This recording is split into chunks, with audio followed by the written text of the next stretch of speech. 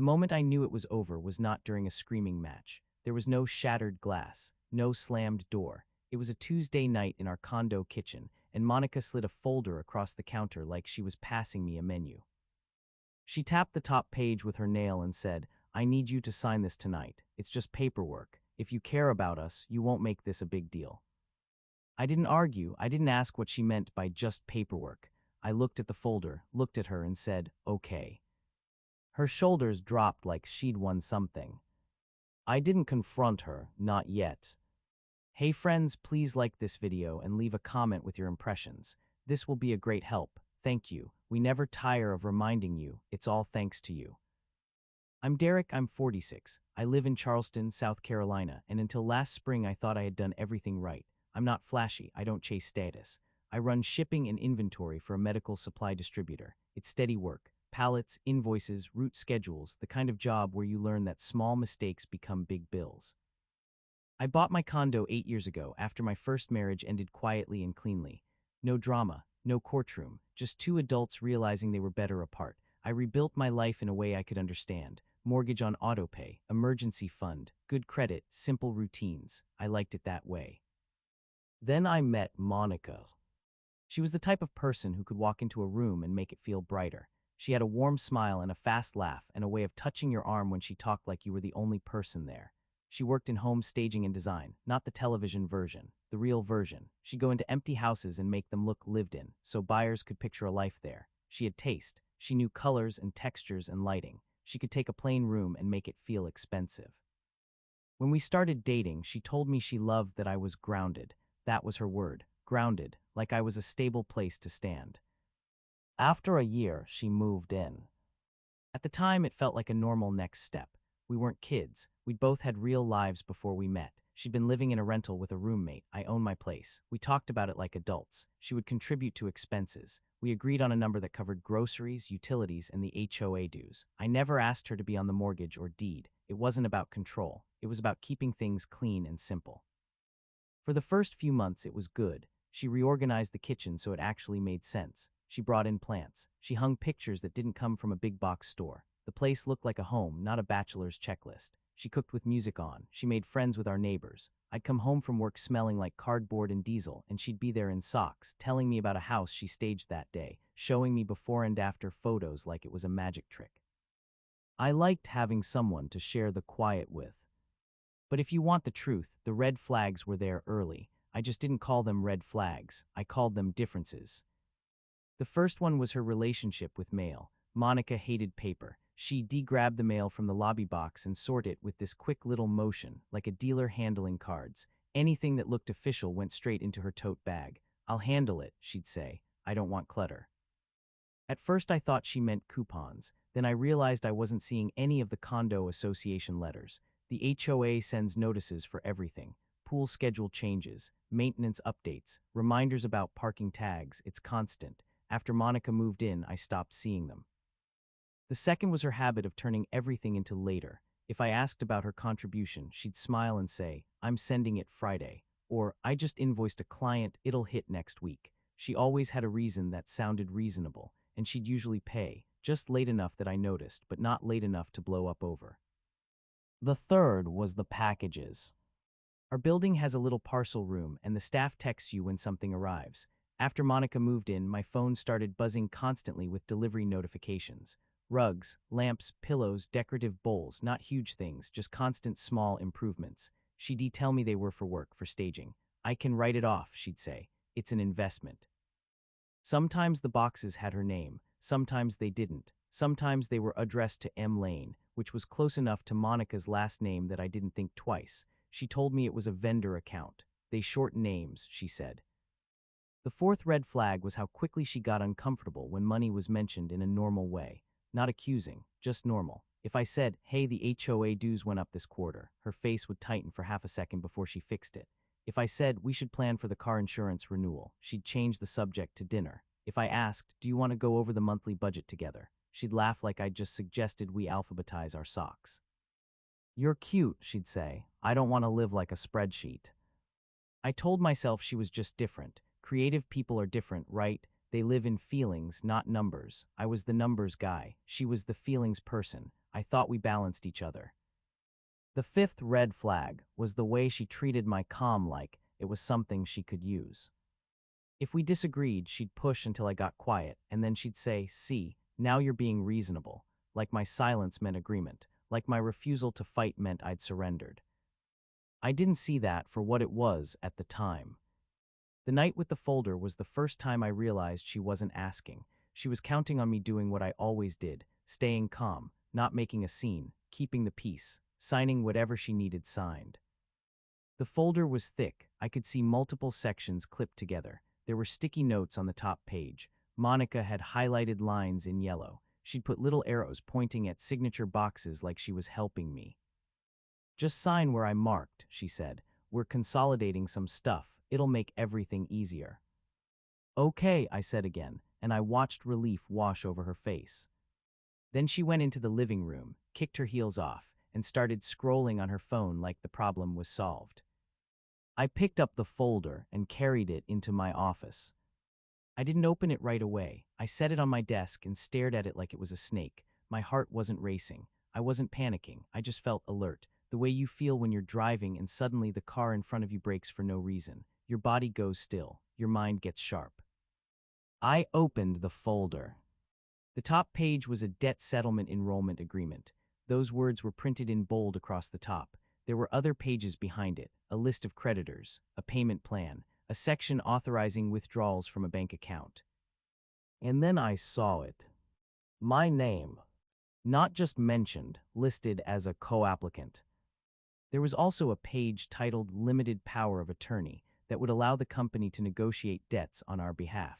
It had signature lines for both of us. My throat got tight, not from fear, from anger so cold it felt like ice water. I started flipping through the pages slowly, the way I do at work when a shipment arrives damaged and I need to document it. No drama, just facts. There were balances next to creditor names. Some of them I recognized: a big box home store, a furniture company, a credit card brand I knew, but the amounts were not normal. One line said $18,400. Another said $7,900. Another said $12,600. There were late fees listed, collections notes, past due, charge-off. I sat back in my chair. Monica had debt, lots of it, and she wasn't just trying to fix it, she was trying to tie me to it. That's when the small loops in my mind started closing. The missing mail, the tightness in her face when I mentioned HOA dues, the packages, the constant later, the way she'd ask for my social security number once casually months ago, saying she needed it for building guest registration because the HOA sometimes asks for it. I remembered telling her no. I remembered her laughing it off. "I'll figure it out," she'd said.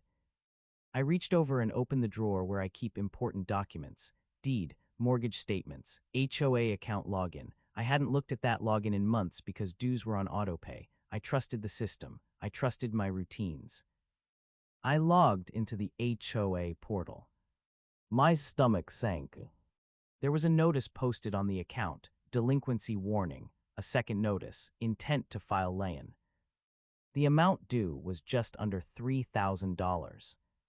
That's not a number you ignore. That's not a mail got lost number. That's months of non-payment plus late fees.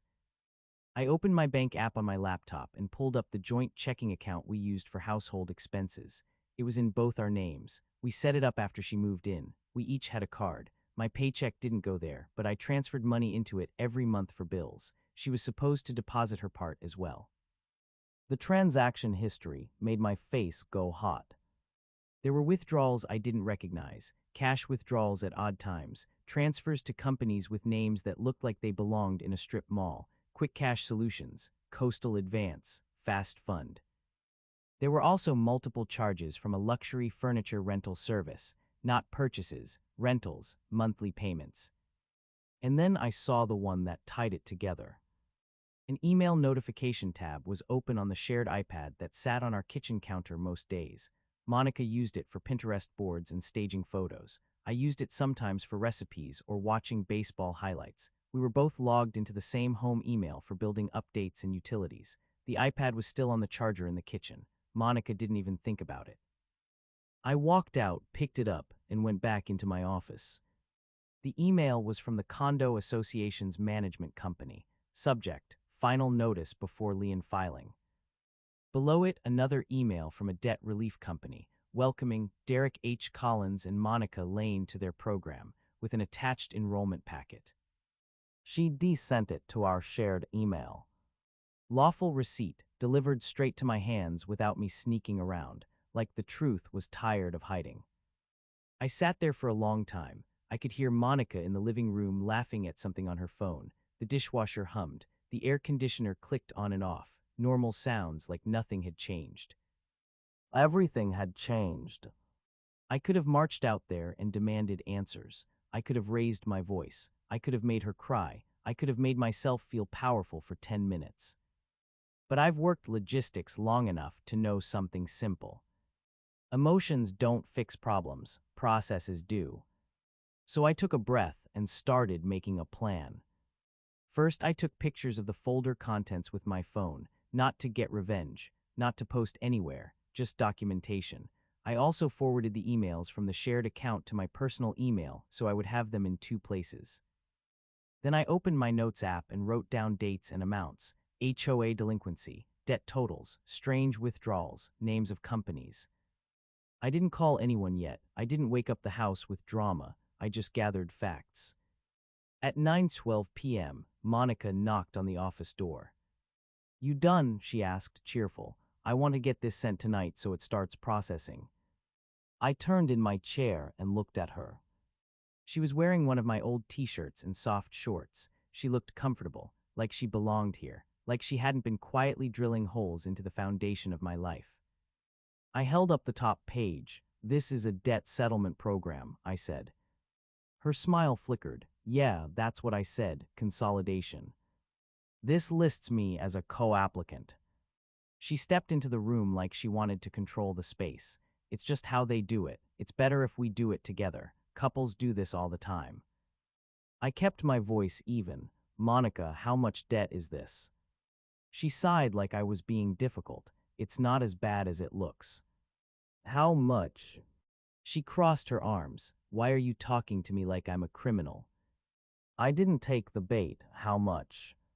She rolled her eyes, and that was the moment something in me detached, because a person who is scared and sorry doesn't roll their eyes. A person who expects you to fold rolls their eyes.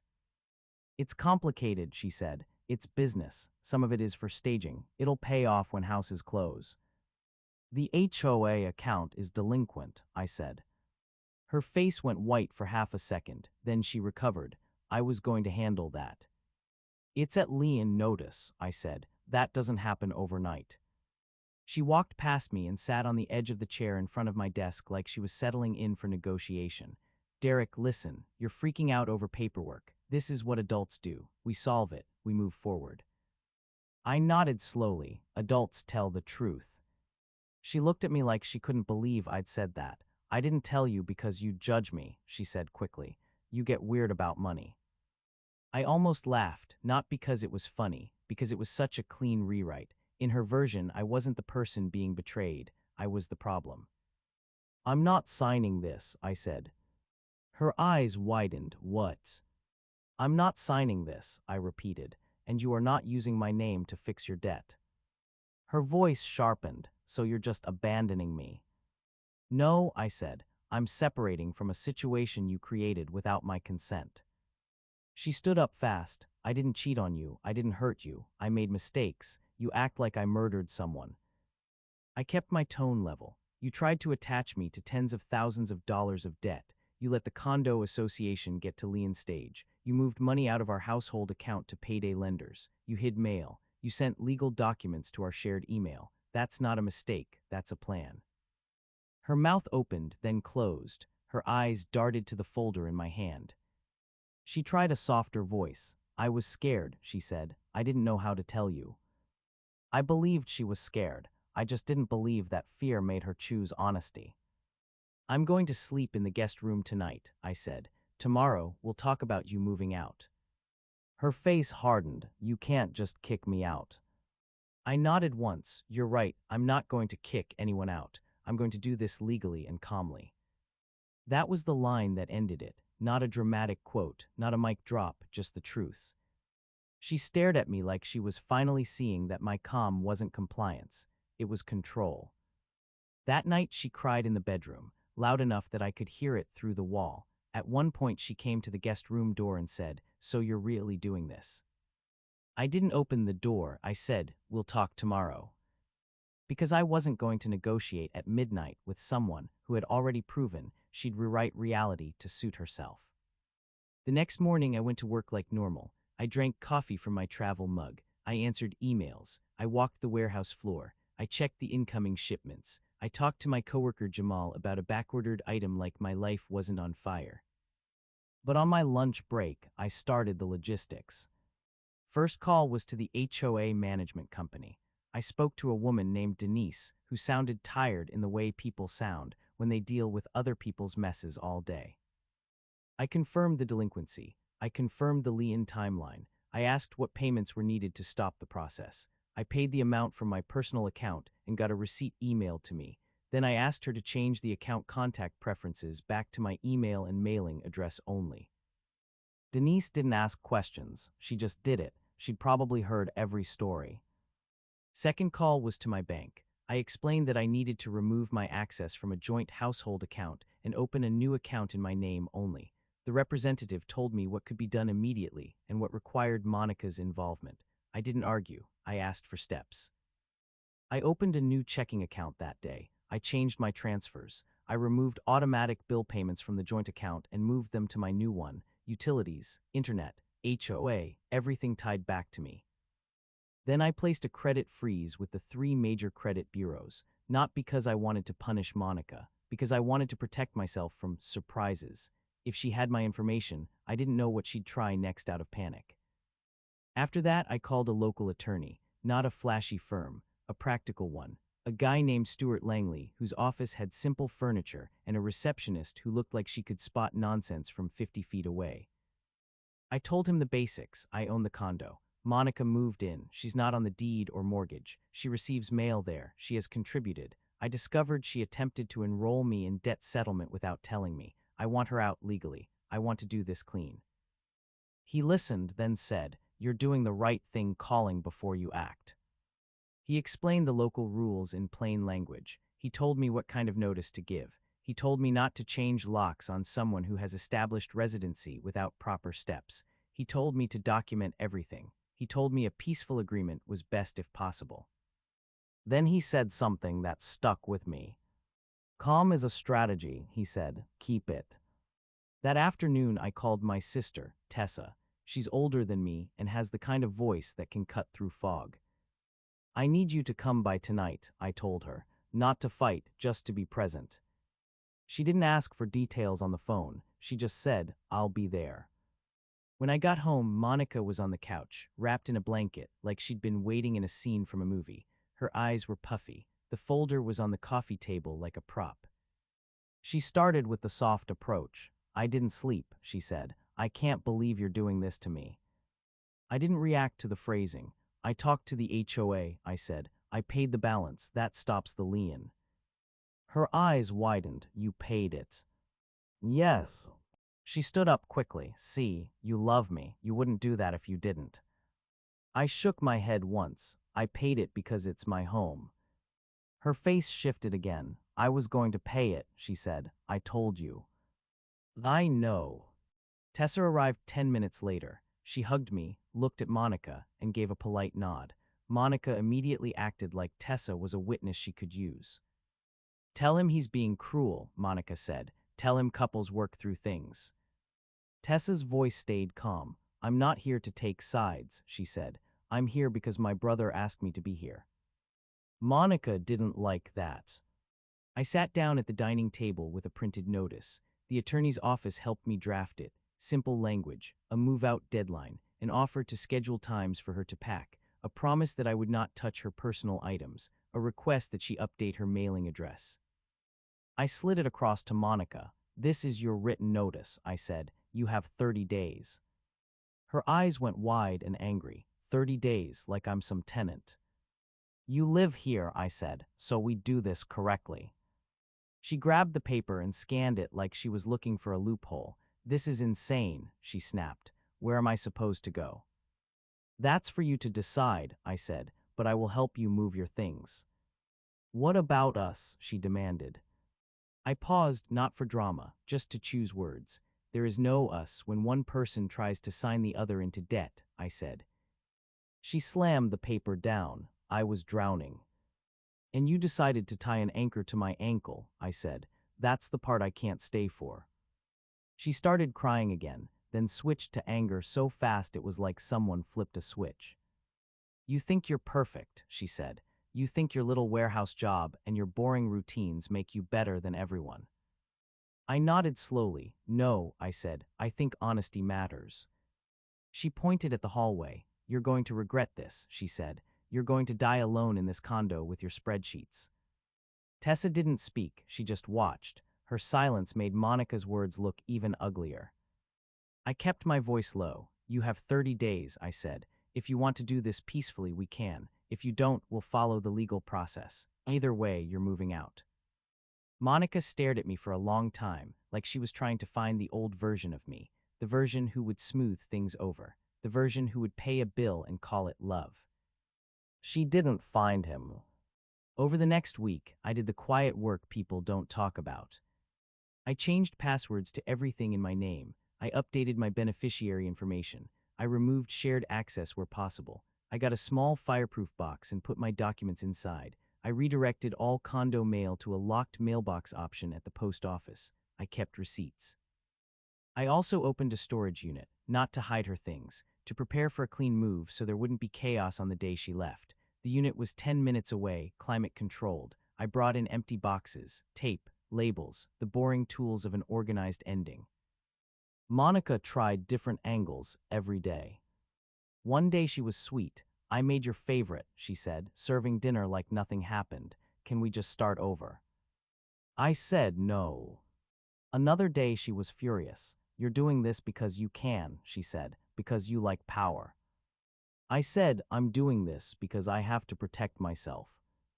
Another day she was wounded. "I told my mom you were the one," she said. "How am I supposed to explain this?"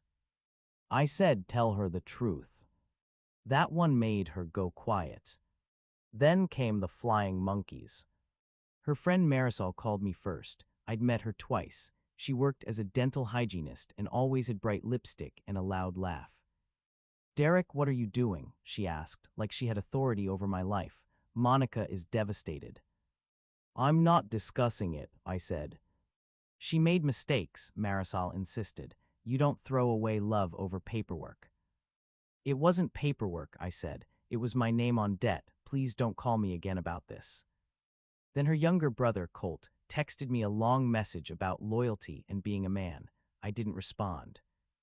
Then Monica's coworker, a realtor named Paige, stopped me in the building lobby one morning when I was getting my mail from the new locked box. "Monica says you're making her homeless," Paige said. I looked at her. "Monica has 30 days, I said, "and I'm following the law, that's all." Paige blinked like she expected me to argue. I didn't. The thing about boundaries is they feel rude to people who benefit from you not having them. Monica also tried rewriting the story in our community. She posted vague messages online about financial abuse and being thrown away. She left out the part where she tried to enroll me in debt settlement. She left out the lien notices. She left out the payday lenders. A couple neighbors gave me tight smiles in the hallway, like they weren't sure what to believe. I didn't defend myself publicly. I didn't post receipts. I didn't argue in comment sections. I just kept living like an adult. Inside the condo, Monica started packing slowly, theatrically. She'd leave boxes half filled in the living room like a stage set. She'd sigh loudly while wrapping glasses. She'd take breaks to cry where I could see her. I stayed steady. I offered specific packing times. I offered to rent a moving truck. I offered to help carry heavy items, all in writing over text so there would be a record, no secret conversations, no late-night emotional negotiations. 2 weeks in, she tried one more move. She came home with another folder. "I talked to someone," she said, placing it on the table. "This one is better, lower payments. You can just sign as a guarantor. It doesn't mean you're responsible." I looked at her and felt something close to pity, because she truly thought the problem was the terms. She truly thought I was still negotiable. I slid the folder back toward her without opening it. "No," I said. She stared. "So you're just going to watch me drown?" I kept my voice soft. "Monica, you're not drowning, you're facing consequences." Her eyes flashed. "You think you're so calm," she said. "You think you're winning." I nodded once. "This isn't a game," I said. "It's my life." On the 28th day, she found an apartment, a small one across town. She told me she needed help with the deposit. Her voice was careful, like she was testing the water. I could have said no and felt righteous. I could have punished her financially and called it justice. But I wasn't trying to hurt her. I was trying to end the situation.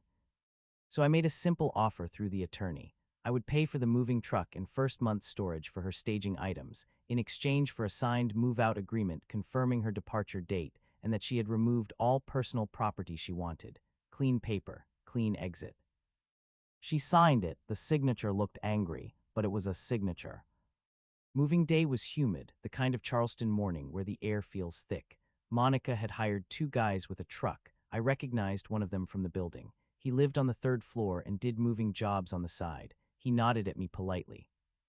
I stayed out of the way. I didn't hover. I didn't comment. I helped carry a dresser down because it was heavy and I'm not heartless. Monica didn't thank me. She didn't look at me much at all. When the last box was loaded, she stood in the doorway and looked around the condo like she was trying to decide what she wanted to say for the final scene. I gave her the space. I didn't chase closure. She finally said, "I hope you're happy." I said, "I hope you get help." She flinched like that was an insult, but it was. It was the most honest thing I could offer. She walked out, the elevator doors closed, and for the first time in months, the condo felt like my home again. That evening, I did the Qley exit work. I walked room to room with a checklist, not the dramatic kind, the practical kind: keys, garage fob, parking tag, building access card. Monica returned them all because the move-out agreement required it. I changed the locks the next morning, after she was officially out. I notified the HOA of the updated occupancy. I updated the building management. I kept every receipt in a folder labeled with the date. I also closed the joint account once the final utility payments cleared. It took a few calls and signatures, but it got done. The quiet after was strange at first. My brain kept waiting for the next crisis, the next folder, the next "just sign here." But nothing came. For the first week, I slept like someone had turned off a loud machine in my head. I started making breakfast again. I sat on the balcony with coffee and listened to the city wake up. I went for walks after work instead of rushing home to manage tension. Monica tried a few last moves from a distance. She emailed me long letters about how she was working on herself. Then she followed with a message blaming me for abandoning her. Then she sent a short apology. Then she asked if I'd co-sign her car loan because she needed transportation for work. I replied to only one message, and it was one sentence. "I'm not able to help with that. I wish you well." Then I stopped responding. A month later, Jamal at work asked how things were going. He knew something had happened because I'd been quieter for a while. "It's calmer," I said. He nodded like he understood exactly. "Calm is expensive," he said. "People try to spend yours." That line stayed with me. Spring rolled into summer. The condo felt lighter without the constant flow of boxes and new investments. I repainted the guest room. I donated a bunch of the decorative stuff Monica had brought in that didn't feel like me. I kept a couple plants because they were healthy, and honestly, the green helped. I also checked my credit reports every month for a while. Everything stayed clean. The freeze stayed in place until I felt safe again. And then life became normal in a new way. Not exciting, not cinematic, just peaceful, which, after what I'd been living in, felt like winning the lottery. The last time I saw Monica was at a church charity event in late September. I'm not overly religious, but my sister volunteers there, and she asked me to come help set up tables for a fundraiser dinner. Folding chairs, tablecloths, the kind of community work that reminds you the world is bigger than your breakup. I was carrying a stack of plates to the kitchen when I heard my name. "Derek." I turned. Monica stood near the hallway by the bulletin board. Her hair was pulled back, no heels, no glossy outfit. She looked smaller somehow, like the air had gone out of her. For a second, I felt that old pull to fix things, that reflex to smooth, to rescue, to make the discomfort go away. Then I remembered the folder. I set the plates down and faced her. "Hi," I said. She stepped closer, careful. "I didn't know you came here." "I'm helping out," I said. Her eyes flicked around like she was embarrassed to be seen. "How have you been?" she asked. "I'm fine," I said. "I hope you're okay." She swallowed. "It's been hard," she admitted. "I lost a couple clients. I'm trying to rebuild." I nodded once. "I'm glad you're trying." She looked at me like she wanted something, an apology from me, a sign I regretted it, a reopening. "What you did," she said quietly, "it really hurt." I held her gaze. "I believe you," I said, "but I'm not the one who started the hurt." Her jaw tightened, and I saw the old Monica for a moment, the one who would twist words until you felt guilty for being wronged. Then it passed. She looked tired. "I didn't think you'd actually leave," she said.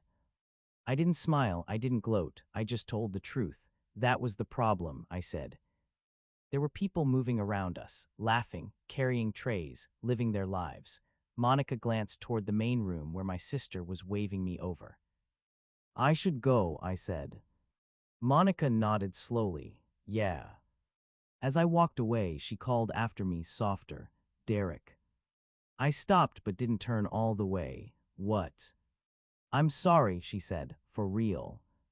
I let the words sit there. I didn't argue with them. I didn't comfort them. I didn't punish them either. "I hope you choose different next time," I said, and then I went back to stacking chairs. That night back at the condo, I stood on my balcony again with a glass of water. The air was cooler. The streetlights made the palm trees look like cutouts. Somewhere down the block, someone was playing music low. I thought about how close I came to signing my name onto a mess that wasn't mine. How easy it is to confuse calm with weakness. How people will try to turn your steadiness into a tool for their chaos.